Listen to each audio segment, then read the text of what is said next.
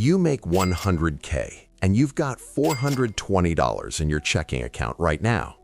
Your barista makes $31K and has $4,200 saved. You're literally poorer than the person making your coffee. And in exactly 47 seconds, I'm going to show you the brain trick that's keeping you broke and why your ego won't even let you fix it. So here's Marcus, software sales guy, makes $100K, has $420 left after bills every month. Here's Sarah, remote customer service, makes $31K, has $700 left every single month. Let me show you exactly how this happens. Okay, so Marcus's problem, it's what I call the status tax. His $100K job basically requires him to look like he makes $100K, and that's where everything falls apart. So we're talking the $2,400 apartment in the right neighborhood because he can't live in the cheap part of town when his colleagues are asking where he lives, the $850 car payment because the parking lot's full of Audis and Teslas, and like $3,200 a month in what I call convenience spending, DoorDash 4 nights a week, cleaning service twice a month, dry cleaning, that $7 cold brew every morning because he's working 65 hours and too exhausted to actually live like a functional human. After the IRS takes their $30,000 cut, that's federal, state, and FICA combined, and image maintenance eats another $48,000, Marcus is left with, wait for it, $420 a month. He's not rich. He's not even middle class. He's just a billing address for his bills. Money comes in Monday, leaves by Friday. Wait, you want to know the most insane part? Marcus actually checked his bank account last Tuesday morning. His balance was $420. This man makes 6 figures and has $400. That's literally 2 car payments away from homelessness. Sarah checked hers the same day, $4,227, from a $31,000 salary. She's got 10 times his liquidity on a third of his income. Let that sink in. So here's how Sarah does it. She lives in Fort Wayne, Indiana, remote customer service job for a health insurance company, works from home, $780 rent for a 1-bedroom apartment. Paid off 2019 Honda Civic that she bought used with cash 3 years ago. Meal preps every Sunday, chicken, rice, vegetables. Her grocery bills, $240 a month. Her phone bill's like $35 because she's on Mint Mobile, not Verizon Unlimited Premium whatever. Her surplus, $700 every month goes straight into a Roth IRA and an S&P 500 index fund, automatically. First of the month. She doesn't even see it. It's just gone before she can spend it. Marcus works 65-hour weeks, including weekends, checking email at 11 p.m. for $420 in surplus.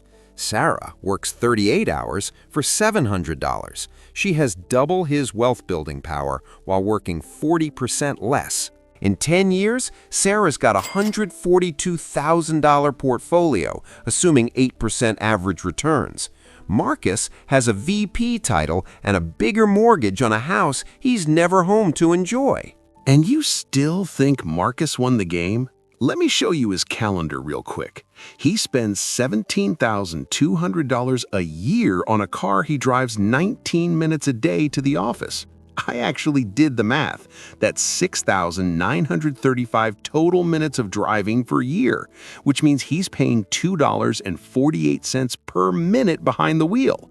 Sarah bikes to work, well, to her living room because remote, takes her 11 minutes, costs her $0, and she's not stressed about the lease ending in 8 months or whether she can afford the next service appointment. So why do you still want Marcus's life? Like, knowing all this, why does your brain still say, yeah, but I'd rather be him? One word: Thanksgiving. When you pull up to your parents' house in a 2017 Honda Accord with 140,000 miles, your uncle leans in and goes, "Hey man, you doing okay? You need anything? I got a buddy who's hiring."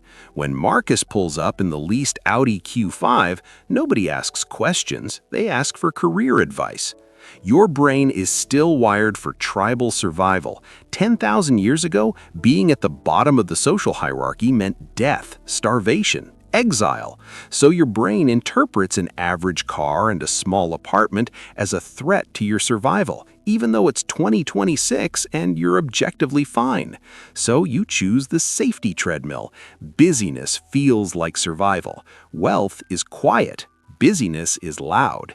You'd rather be respected and broke than invisible and free. That's the trap. All right, here's the test, and I want you to actually do this. Right now, pause this video, open your bank account, look at your checking balance. If it's under $1,500 and you make over $70K a year, you're Marcus. And here's the thing, you already knew that before I said it. You felt it in your chest when I said $420. That tightness, that little voice going, oh shit, that's the signal.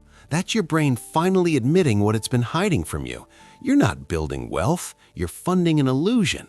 But here's the good news, and yeah, there is good news. This isn't about making less money, it's about making your money work differently.